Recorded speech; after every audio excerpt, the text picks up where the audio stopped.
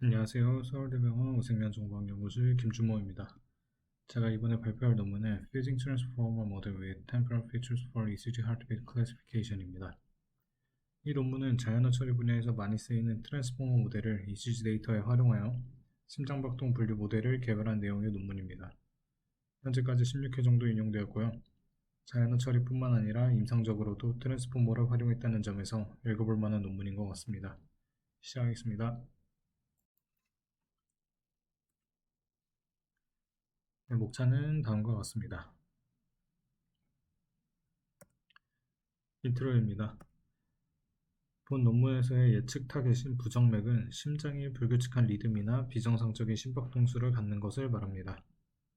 대표적인 심혈관계 질환 중 하나로 부정맥에는 다양한 종류가 있고 이러한 종류의 구분에 따라 다른 진단과 치료를 수행하게 되기 때문에 부정맥의 종류를 구분하는 것은 임상적으로 중요한 작업입니다. 본 논문에서는 부정맥의 종류를 구분하기 위해서 심전도 데이터를 활용합니다. 이번 발표에서는 심전도를 ECG로 말씀드리겠습니다. ECG는 정기적 신호로 수집된 심장박동을 해석하는 것입니다. 오른쪽 그림은 조기 심실 수축이 일어난 환자의 ECG를 일부 가져온 것인데요. 이 신호를 분석하여 임상적인 정보를 파악하는 것이 ECG 분석입니다. 앞서 설명드린 부정맥의 종류를 ECG의 패턴을 분석하여 구분할 수 있는데요. ECG의 모양으로부터 특성을 추출하여 분석하는 임상적인 방법이 있고 머신러닝을 활용한 방법이 있습니다. 임상적 방법은 역사가 깊고 의사가 직접 판별하기 때문에 신뢰도가 높지만 의사의 전문 지식이 필요하고 정보의 손실이 있을 수 있습니다. 머신러닝을 활용한 방법은 신호 데이터를 전체적으로 활용한다는 것, 그리고 따로 전문 지식이 필요하지 않기 때문에 비용을 감소시킬 수 있다는 장점이 있습니다. 최근에는 심전도 패턴 분석을 위한 딥러닝 기반 방법들이 많이 등장하고 있습니다.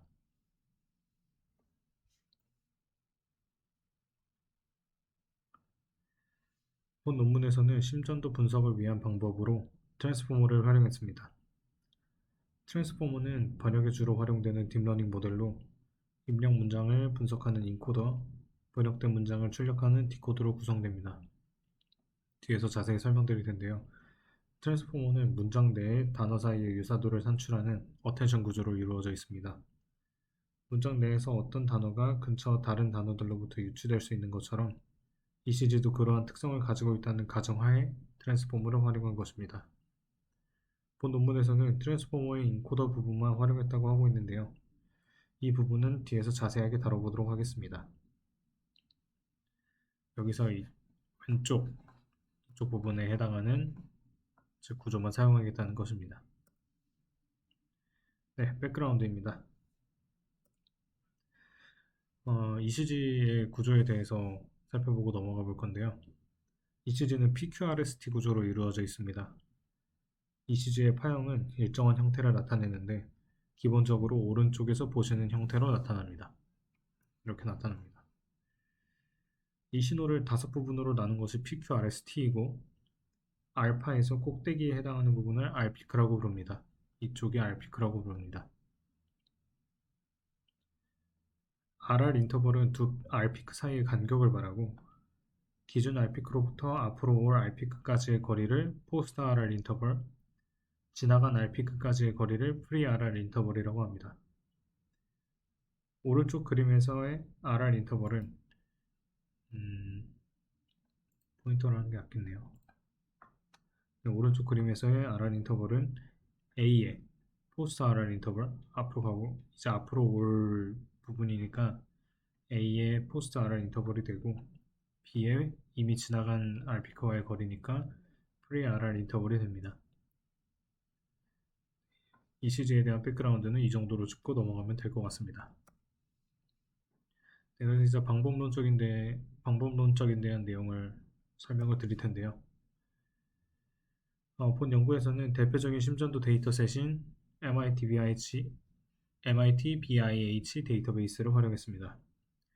이 데이터셋은 생체 신호에 대한 연구 자원을 지원해주는 피지오넷 내에 있는 대표적인 부정맥 데이터셋입니다. 1975년부터 79년 사이에 병원에서 수집된 데이터이고 총 48개의 레코드로 구성되어 있습니다. 이 레코드는 360Hz로 측정된 이리드 데이터입니다. 두 개의 측정 장비로 기록되었다는 뜻입니다. MIT BIH 데이터베이스는 5개의 클래스로 분류되어 있는데요. 여기서 보실 수 있습니다.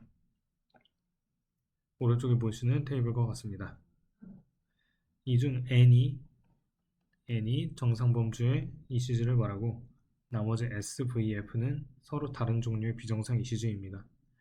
Q는 분류할 수 없는 신호로 본 연구에서는 제외했다고 말하고 있습니다. MIT BIH 데이터베이스는 사람들이 자유롭게 이용할 수 있도록 캐글에 올라와 있습니다. 보시는 이미지는 캐글에 올라와 있는 데이터를 일부 캡처해서 가져와 본 것인데요. 이렇게 두 개의 리드로부터 측정된 것을 확인할 수 있습니다. 그리고 지금 보시는 이 CSV 파일은 raw 시그널입니다. 그리고 각 레코드에는 어노테이션이 달려 있습니다. 이렇게 어노테이션이 다 달려 있는데요. ECG의 RPC마다 어노테이션을 달아둔 것입니다. RPC는 앞에서 설명을 드렸었죠. 그래서 샘플샵 여기에 해당하는 부분은 이 시간까지 찍힌 모든 이제 포인트의 수를 말합니다. 그래서 이쪽에 이제 1.02초 이 근방에 370개의 점이 찍힌 거 확인할 수가 있죠. 이 데이터가 360Hz, 1초에 360개의 점이 찍히는 진동수로 기록이 되었기 때문에 이런 부분을 확인할 수가 있습니다. 그리고 피지오넷의 데이터 디스크립션에 각 알파벳이 어떤 의미인지 자세히 안내되어 있습니다. 그러니까 이 데이터를 만든 사람들이 만들어 놓은 웹페이지가 있는데요. 거기 들어가면 이제 이런 내용들이 어떤 의미를 나타내는지 확인할 수가 있습니다. 저희 본 연구에서 확인할 거는 이 부분만 확인을 하게 될 텐데요. 이 각각의 알파벳이 어떤 의미를 나타내는지 그 데이터셋 설명하고 있는 웹사이트에 자세하게 설명이 되어 있습니다. 그래서 지금 보시는 부분에서 이제 설명을 드리자면 이 플러스 기호는 이제 기록의 시작을 의미하고 이 N은 노멀 비트를 나타냅니다. 이쪽에 있죠. 노멀 비트를 나타내고 그다음에 A는 아트리얼 프리메이처 비트를 나타냅니다. 아트리얼 프리메이처 비트를 A로 줄여서 이 데이터베이스에서 표현을 하고 있습니다.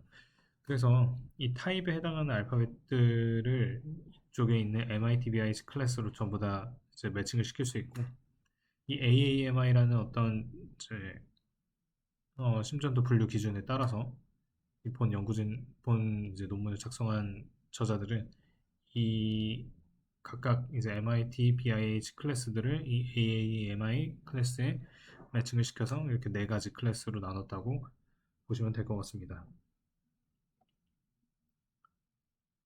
네, 그래서 이쪽 5.678 부분에 해당하는 알피크에서는 이제 A로 어노테이션이 되어 있는데 그러면 아트리오 프리미어처 비트가 있으니까 이쪽 부분에 해당하는 신호는 이제 S 클래스에 분류가 되는 것이죠. 그래서 이와 같이 RP크 기준으로 데이터를 분류하였을 때 오른쪽 하단에 보시는 이 테이블 2에서 보시는 것처럼 이 정도 개수로 심장박동이 구분되게 됩니다. 그래서 이 네 가지 클래스로 분류된 신호들을 활용해서 분석을 수행하게 됩니다. 네, 그리고 어, 이렇게 각 클래스에 해당하는 신호들의 예시를 논문에서 제시를 했습니다. 그래서 완전히 똑같지는 않고 확실히 어느 정도 특성을 보이는 것을 확인하실 수가 있습니다. 네, 그래서 지금까지는 데이터를 분류하는 기준을 살펴보았고 이제 이 연구에서 데이터를 전처리한 방식을 살펴보겠습니다. 전처리한 방식으로는 디노이징, 세그멘테이션 이 두 단계를 거치게 되는데요. 하나씩 살펴보겠습니다.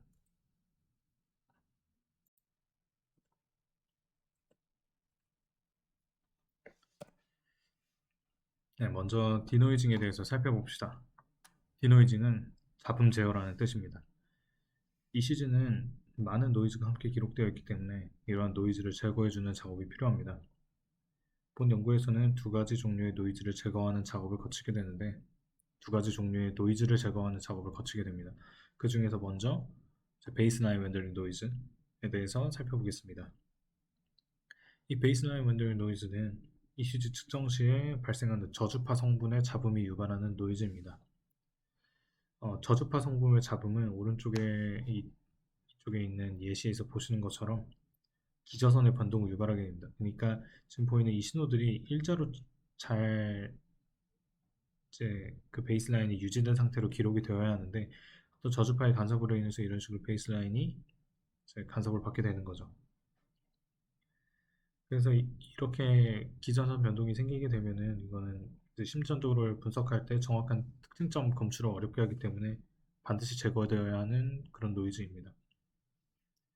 네, 본 연구에서는 이러한 노이즈를 다루기 위해서 메디안 필터, 그 중간값 필터라고 하는 것을 활용하게 되는데요. 이 메디안 필터는 중간값을 활용해서 노이즈를 처리하는 필터입니다. 그리고 본 연구에서는 이제 기준선 변동 노이즈, 이 베이스라인 웬더링 노이즈를 다루기 위해서 활용되는 필터입니다. 지금 밑에서 보시는 그림은 제가 이 메디안 필터가 어떻게 작동하는지 잘 보여주는 예시가 있어서 가져와 본 예시입니다. 이미지에 적용한 예시인데요. 쪽에 있는 여성분의 사진을 보시면 왼쪽에 있는 사진은 이제 검정색, 하얀색 점들이 뿌려져 있는 그런 이제 노이즈가 있는 이미지고 오른쪽의 이미지는 이 메디안 필터를 거친 이렇게 필터링을 거친 이미지입니다. 확실히 오른쪽에 있는 이미지가 잘 보이는 것을 확인할 수가 있죠. 그 이제 작동 방식을 이제 직접적으로 보자면 이 왼쪽에 있는 행렬을 보시면 되는데 이 이미지의 일부를 이렇게 검정색은 0, 흰색은 1에 가깝다고 흰색은 100에 가깝다고 할 때 이런 이제 매트릭스 형태로 나타날 수 있을 텐데 이런 이제 정사각형 필터를 사용하게 되는 겁니다. 그래서 여기에서 이제 중간값에 해당하는 부분을 저게 이제 쓰게 되는 거죠. 이제 이 필터가 계속 움직이게 되면서 계속 이쪽에 이제 중간값들을 기록하게 되는 것입니다. 이런 식으로 이제 너무 극대값이나 극소값 같은 이제 노이즈들을 제거를 하게 되는 거죠. 그래서 이거를 어떻게 지금 본 거는 이 2차원 이미지 데이터에서 활용을 한 거니까 좀 잘 이해가 되실 텐데 그럼 도대체 이거를 어떻게 1차원 신호 데이터에 활용을 하냐? 고 이제 궁금하실 수 있을 것 같습니다. 그래서 1차원 신호 데이터에는 어떻게 활용이 되냐면 메디안 필터를 통해서 이 베이스라인이 움직이는 이 라인을 추출하게 됩니다. 그러니까 중간값을 활용하게 되니까 이런 R피크 부분이나 뭐 PQRST에 해당하는 이런 이제 변동들은 잘 검출이 되지 않고 이런 베이스라인들이 메디안 필터를 통해서 추출이 되게 되겠죠. 그래서 이 기저선을 이 전체 신호에서 빼줍니다. 이 저주파 성분만을 검출을 해서 빼주는 거죠.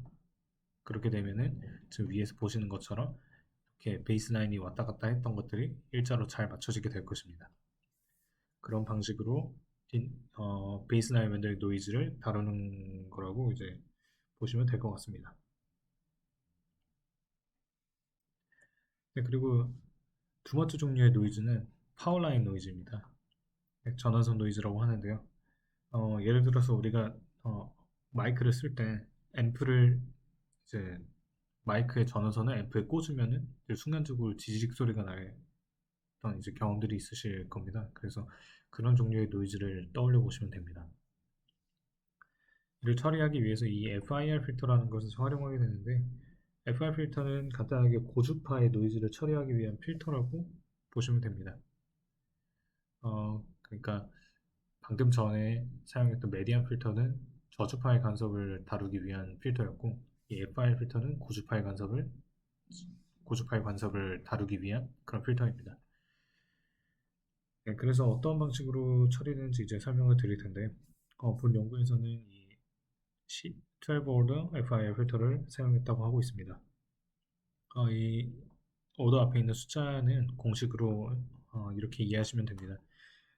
레코드의 주파수인 360Hz, 360Hz는 360분의 1초마다 점이 하나씩 찍힌다는 뜻이죠. 여기에 오더 수 12를 곱하면 이제 30분의 1이 됩니다. 그러니까 30분의 1초마다 실제로 점이 10개가 찍히는 것이죠. 근데 이 윈도우 크기, 그러니까 10개의 점이 찍히는 윈도우 크기에서 이제 평균을 계산해서 그 이제 그 윈도우를 계속 이동시켜 가면서 이동 평균을 계산하게 됩니다. 그러면 오더가 높아질수록 윈도우 크기는 점점 커지겠죠. 그 윈도우 크기가 커지면 커질수록 점점 신호는 완만해질 것입니다. 그래서 그런 예시를 잘 보여주는 게 이 오른쪽에 보시는 부분입니다. FIR 오더가 커질수록 검정색보다 빨간색이 훨씬 완만한 것을 확인할 수가 있죠. 네, 그래서 이러한 방식으로 고주파의 신호를 처리한다고 생각해 주시면 될 것 같습니다. 그래서 네, 지금 보시는 이미지가 이러한 디노이징 과정의 예시를 논문에서 제시한 것입니다. 이 메디안 필터를 거치면서 좀 기준선이 왔다 갔다 하는 것처럼 잘은 안 보이는데 기준선이 왔다 갔다 하는 것을 이제 이쪽 부분에서 잡아줬고, 그 다음에 FIR 필터, 고주파를 다루는 부분 있죠. 이렇게 지직거리는 부분들을 이 마지막 부분에서 좀 어느 정도 잡아준 것을 확인할 수가 있습니다. 네, 그리고 전처리의 두 번째 단계인 세그멘테이션입니다. 세그멘테이션은 말 그대로 나눈다는 뜻인데, 본 연구에서는 ECG 데이터를 딥러닝에 학습시키기 위해서 이제 같은 길이로 맞추어서 학습시키기 좋은 형태로 만들어주는 그런 작업입니다. 방법은 굉장히 간단한데요. 이 RP크를 기준으로 뒤로 이전의 100포인트 그리고 앞으로 올 140포인트를 잘라서 총 240포인트의 데이터를 세그멘테이션을 한 것입니다. 그래서 여기서 모든 RP크에서 이제 모든 신호들이 다 정상적이진 않고 뭐 어떤 에러가 있을 수도 있죠. 그래서 그런 부분들을 제거하기 위해서 비정상적으로 멀리 떨어진 RP크는 제외했다고 논문에서 언급하고 있습니다. 그러니까 이제 프리-RR 인터벌, 포스트-RR 인터벌, 그 두 개의 이제 인터벌이 둘 중에 하나라도 500포인트 이상이라면 그 신호는 이제 제거를 했다고 언급을 하고 있습니다. 그래서 여기까지 디노이징, 세그멘테이션 작업으로 구성된 전처리 과정을 살펴봤습니다. 이제 본 연구에서 활용했던 트랜스포머 모델을 살펴보겠습니다.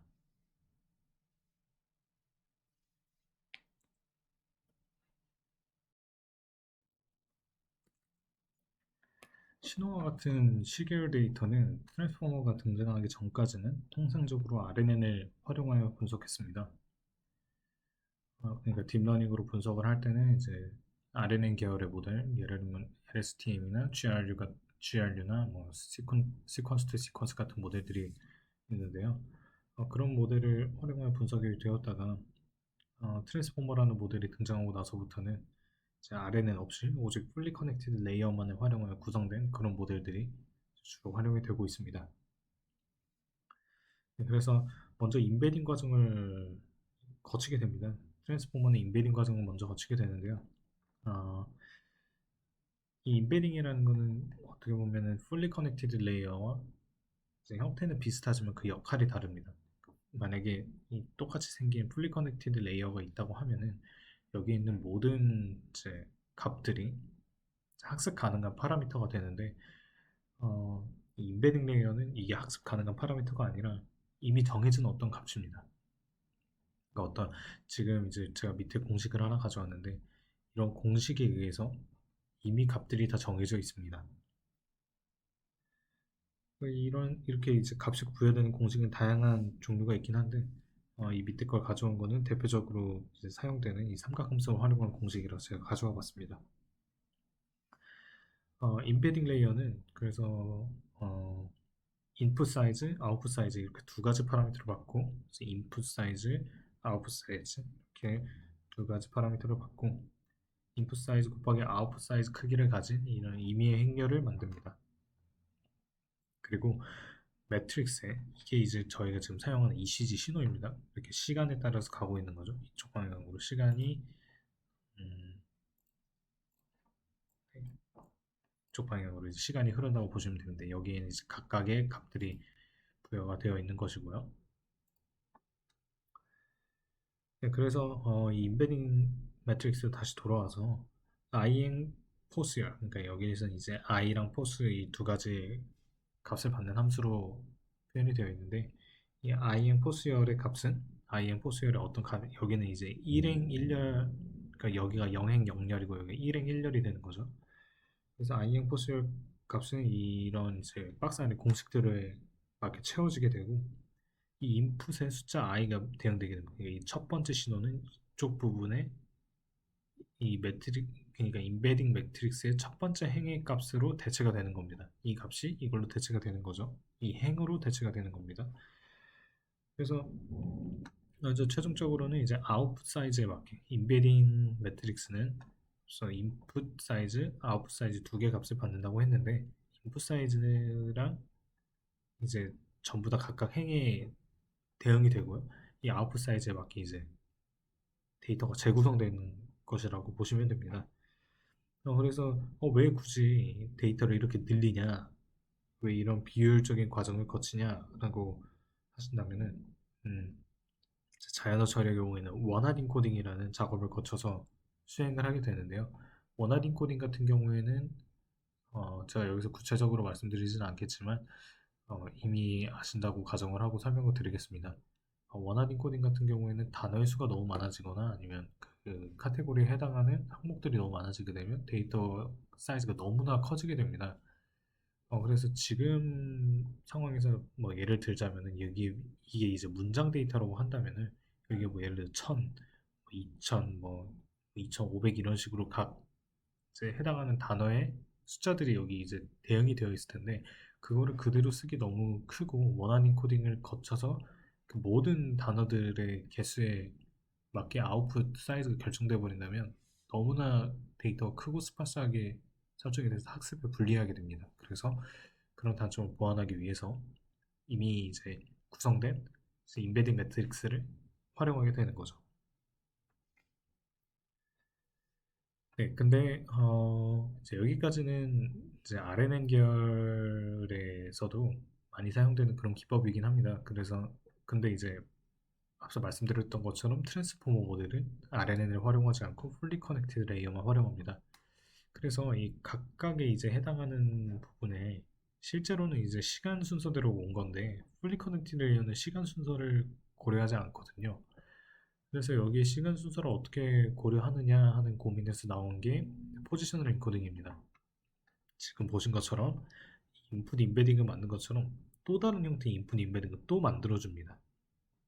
이렇게 같은 크기의 이제 다른 행렬을 또 만들어주게 되는데, 이거를 그냥 합쳐버리는 겁니다. 두 개의 행렬을 그냥 합쳐버리는 거예요. 근데 이렇게 하는 게 무슨 소용이 있냐? 만약에 이쪽에도 1이 써져 있고 이쪽에도 1이 써져 있다면, 이제 만약에 이게 시계열 데이터가 아니라면 두 개는 이제 같은 값이죠. 근데 이 똑같은 1이어도 시계열 데이터의 경우에는 앞에 있는 1이냐 뒤에 있는 1이냐에 따라서 이 의미가 달라집니다. 그래서 이쪽에 포지셔널 인코딩으로 다른 값을 부여를 해주는 거죠. 위치에 따라서 다른 값을 부여를 해주는 겁니다. 만약에 그렇게 되면 여기 원래 데이터에서는 둘 다 똑같은 1이었지만 포지셔널 인코딩 값이 더해지면은 같은 1이어도 위치에 따라서 다른 1이 될 수 있다는 뜻입니다. 그래서 시계열 데이터의 성질을 보존하기 위해서 포지셔널 인코딩이라는 과정을 거쳐주고, 그 다음에 원활 인코딩으로 인해서 데이터가 너무 커지는 것을 방지하기 위해서 이 임베딩이라는 작업을 거쳐주게 된다는 설명을 드렸습니다. 이제 여기까지가 이 트랜스포머에서 어텐션 모듈로 진입하기 위해 거쳐주는 단계를 마쳤다고 보시면 됩니다. 이렇게 기본적인 데이터 인코딩을 맞춰주고 이제 어텐션 모듈로 진입을 하게 됩니다. 이 어텐션 모듈을 설명하기에 앞서서 이제 간단히 설명을 드리자면, 어텐션은 벡터의 구성 요소 간의 관계를 파악하기 위한 함수라고 말할 수 있습니다. 이렇게 말씀드리면 좀 헷갈리실 것 같은데, 그러니까 어떤 두 개의 벡터가 있다고 했을 때, 뭐 예를 들면은 어떤 문장이 될 수도 있고 ECG 데이터가 될 수도 있고 그렇겠죠. 근데 좀 이해를 쉽게 하기 위해서 문장으로 예를 들겠습니다. 어떤 두 개의 문장이 있다고 했을 때 이 두 개의 문장 안에 있는 단어들이 있을 텐데 그 단어들 사이의 관계, 그러니까 어떤 단어가 서로 연관이 되어 있는지 그런 거를 이제 행렬로 파악하는 게 어텐션이라고 보시면 됩니다. 그래서 어텐션 함수는 이 QKV라는 세 가지 이제 인자를 인풋으로 받습니다. Q는 쿼리의 줄임말이고 키의 줄임말이고 value의 줄임말입니다. 직관적인 설명으로는 그래서 이 QK가 이 두 개의 문장에 대응이 되는 것입니다. 그래서 QK와의 관계를 반영하여 그 관계 매트릭스를 V에다가 반영하겠다는 것이 어텐션입니다. 그래서 이게 어떤 메커니즘으로 작동하는지 살펴볼 텐데요. 본 연구에서는 사실 문장이 아니라 ECG를 활용하고 있기 때문에 인풋과 아웃풋의 사이의 관계를 파악할 필요는 없습니다. 그러니까 들어가는 문장과 번역된 문장 사이의 관계를 파악해야 되는 그런 작업이 필요하지 않고 어, 앞부분에서 이제 트랜스포머가 인코더 부분만 활용한다고 했었는데 인코더는 입력 문장을 분석하는 부분이고 디코더는 분석된 입력 문장을 토대로 번역을 하는 부분입니다. 근데 이제 ECG를 활용하니까 따로 번역이란 과정이 필요하지는 않고 이제 입력 문장을 분석한 후에 이를 단순히 하나의 값으로 그러니까 심장박동 종류에 대한 확률 벡터로 산출하게 되는 거죠. 아까 보여드렸던 N, S, V, F 같은 그 네 가지 클래스를 분류하기 위한 벡터를 산출하는 과정만 필요하니까 디코더가 따로 필요하지가 않습니다. 그러면은 도대체 이 어텐션이란 거를 왜 쓰냐? 이 ECG 데이터를 좀 더 심층적으로 분석하기 위해서 그 ECG끼리 그 내부에서의 관계를 보는 것입니다. 그래서 여기 셀프 어텐션이라는 게 쓰여져 있습니다.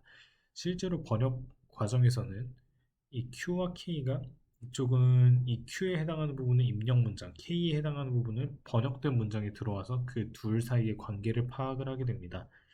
근데 그 대신에 여기서는 이제 Q, K, V가 모두 ECG 데이터가 되는 거죠. 최종적으로 활용하는 건 이제 V에 이제 관계가 포함된 그러니까 QK와의 관계를 나타낸 매트릭스가 V에 합쳐진 그래서 그 V를 이제 학습에 활용을 하게 되는데 이 QKV가 모두 ECG 데이터에 해당합니다. 이 QKV가 모두 같은 그런 종류의 어텐션을 셀프 어텐션이라고 부릅니다. 네, 뒷부분에서 구체적인 메커니즘 살펴볼 텐데 이렇게 그냥 이미지 하나 띄워놓고 너무 말을 많이 하긴 했습니다. 근데 이 이미지를 가져온 이유가 이 셀프 어텐션을 이제 간단하게 설명드리기 좋은 예시라서 가져와 봤습니다. 지금 보시는 이 The animal didn't cross the street because it was too tired라는 문장에서 이 it이 애니멀을 지칭한다는 거는 너무나 이제 쉽게 알 수 있습니다. 그렇죠? 근데 이게 이 it이 실제로 애니멀을 나타낸다는 것을 이제 머신이 파악하기는 기계가 파악하기는 쉽지 않습니다. 그래서 이러한 관계를 잘 이제 파악할 수 있도록 돕는 그런 메커니즘이 셀프 어텐션이라고 생각해 주시면 됩니다. 그리고 이 앞부분에 멀티헤드라고 붙어 있는데 이 멀티헤드는 어텐션 메커니즘을 수행할 때 병렬적으로 구조화해서 수행한다는 뜻에서 이제 붙여진 겁니다. 근데 이게 어떤 방식으로 이루어지는지는 뒤에서 이제 살펴보도록 하겠습니다. 네, 일단은 앞에서 포지셔널 인코딩이 끝난 데이터를 활용을 합니다. 그리고 이 WQKV 얘네들은 이제 학습이 가능한 웨이트 행렬입니다. 그래서 이 4바이사 행렬에 4바이 2 학습 가능한 웨이트를 각각 곱해서 쿼리 키 밸류들을 다 산출을 합니다. 여기서 Q의 첫 번째 핵을 이제 예시로 들겠습니다. 이 Q1이 이제 K와의 어떤 관계를 가지고 있는지 살펴보기 위해서 이 K에 해당하는 모든 행들과 행렬곱을 거쳐서 이제 한 값을 산출을 하게 됩니다. 그래서 이 파란색 네모에 해당하는 이제 값을 하나씩 산출을 하게 되고 얘네들의 소프트맥스 함수를 이제 진입시킵니다. 그러면 이제 합이 1인 확률 벡터가 되겠죠. 지금 예시로는 0.3151을 가져왔습니다. 그래서 이 확률 벡터의 값을 이쪽 우리가 이제 관계를 반영하고자 하는 이 v 벡터에다가 각 행에다 이제 곱해줘서 그거를 그냥 단순히 합해버린 게 네, 이렇게 단순히 그냥 합해버린 것이 어테전 행렬입니다. 생각보다 간단하죠. 그러니까 이 Q의 첫 번째 행을 예로 들었을 때 다시 말씀드리자면은 K에 해당하는 모든 행들과 행렬곱을 만들고 그 값들을 소프트맥스 함수를 입혀서 어떤 수치들로 나타낸 다음에 그 값을 이제 V 벡터에다 반영을 해주는 것이 어텐션 행렬입니다. 그래서 이러한 일련의 과정들을 행렬곱으로 나타내면 이 QKV로 나타낼 수 있습니다. 지금 밑에서 보시는 이 식으로 나타낼 수 있다는 거죠. 이 루트 DK 같은 경우에는 노멀리제이션을 해주기 위한 어떤 작업이라고 생각을 해주시면 될 것 같습니다. 골자는 QK의 행렬곱에 소프트맥스 함수를 입혀서 그것을 이제 V 행렬, V 행렬에다 적용을 해준 게 이제 최종적으로 어텐션 매트릭스다라고 생각해 주시면 됩니다. 네, 그래서 이제 멀티헤드가 그래서 어떻게 되는 거냐에 대해서 설명을 드릴 텐데 앞서 어텐션 메커니즘을 병렬적으로 수행하는 의미라고 말씀드렸죠. 그래서 앞에 설명은 의도적으로 4x 2 행렬을 활용해서 어텐션 매트릭스를 산출한 겁니다. 그래서 우리가 원래 활용했던 그 인코딩이 끝났던 데이터는 4x 4였죠. 그게 그대로 똑같은 형태로 나와야 저기 머텐션 모듈에서 보시는 것처럼 머텐션 모듈이 이렇게 반복적으로 수행될 수 있습니다. 똑같은 크기로 나와야겠죠. 그래서 이제 의도적으로 제가 4x 2를 예시로 가져왔었습니다. 그래서 이 두 개의 이제 병렬적인 어텐션 매트릭스를 생성을 해서 얘들을 그냥 컨케이트 해줍니다. 붙여주면은 이제 똑같은 크기의 행렬이 나오게 되겠죠. 그래서 여기까지가 이제 셀프 어텐션이 어떤 방식으로 이루어지는지 설명을 드렸습니다. 그래서 이제 이 셀프 어텐션을 거치고 나서 똑같은 형태의 행렬이 나오게 되고 이게 피드 포워드 뉴럴 네트워크라는 거 거치게 되는데 이 부분은 그냥 단순하게 풀리 커넥티드 레이어라고 생각해 주시면 됩니다. 그리고 아웃풋으로 똑같은 크기의 이제 행렬이 나오도록 설정을 해줍니다. 그러니까 얘네들은 학습 가능한 파라미터들이 되겠죠. 그래서 결국에 이쪽으로 인베딩 돼 썼던 아까 이 연두색 부분 이 행렬이 들어왔다가 최종적으로는 멀티헤드 셀프 포텐셜 거쳐 보라색이 되고 필드포워드 거쳐 회색이 되고 이쪽으로 회색이 나와서 이거를 이제 어, 분석하고 싶은 사람이 원하는 만큼 포텐셜 모드를 거치게 만들어주는 겁니다. 이 부분도 하이퍼 파라미터에 해당이 되겠죠. 그래서 포텐셜 모드까지 설명을 드렸습니다. 이제 이어지는 부분은 RR 피처를 이제 컨케티네이트 한다고 하고 있는데요. 이게 무슨 뜻이냐면 지금까지는 ECG 그 로우 시그널을 활용해서 그냥 그 전체를 가지고 데이터를 분석을 한 거였어요. 근데 여기에서 그치지 않고 임상적인 의미까지 포함을 시켜서 학습을 하겠다는 뜻입니다. RR 인터벌이라는 거는 임상적으로 의미가 있는 데이터죠. R피크와 R피크 사이의 거리니까. 근데 이제 한 R피크를 기준으로 프리 RR 인터벌 그리고 포스트 RR 인터벌 이 두 가지 데이터를 이어붙이겠다는 뜻입니다. 그러니까 뭐 예를 들면 지금 4x4 행렬이었는데 이거를 이제 길이 16짜리 1차원 벡터로 변형을 시키고 그 밑에다가 이제 이 두 개, 프리아랑 포스타라에 해당하는 그런 데이터를 이어붙인다는 얘기죠. 그 다음부터는 뭐 리니어 소프트맥스 거쳐서 이제 뭐 그거는 이제 딥러닝에서 이제 자주 사용되는 이제 마지막 단에 해당하는 구조죠. 그래서 최종적으로는 이제 4개의 클래스를 분류하는 확률 벡터를 생성하게 됩니다. 그래서 그 중에서 가장 높은 부분에 해당하는 클래스를 분류하게 되는 것이죠. 네, 그래서 지금까지는 이제 모델이 어떤 식으로 이루어지는지 그 전처리 과정, 그 다음에 모델의 이제 구체적인 부분들에 대해서 설명을 드렸고 이제 이어서 실험 결과에 대해서 한번 소개를 드리도록 하겠습니다.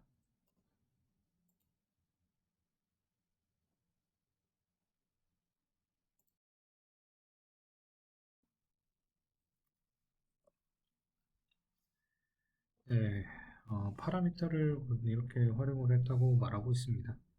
그리고 train, validation test set은 7대 1대 2의 비율로 나눠서 실험을 진행을 했고 랜덤니스를 고려해서 10번의 실험을 반복하여 결과의 평균을 냈다고 하고 있습니다.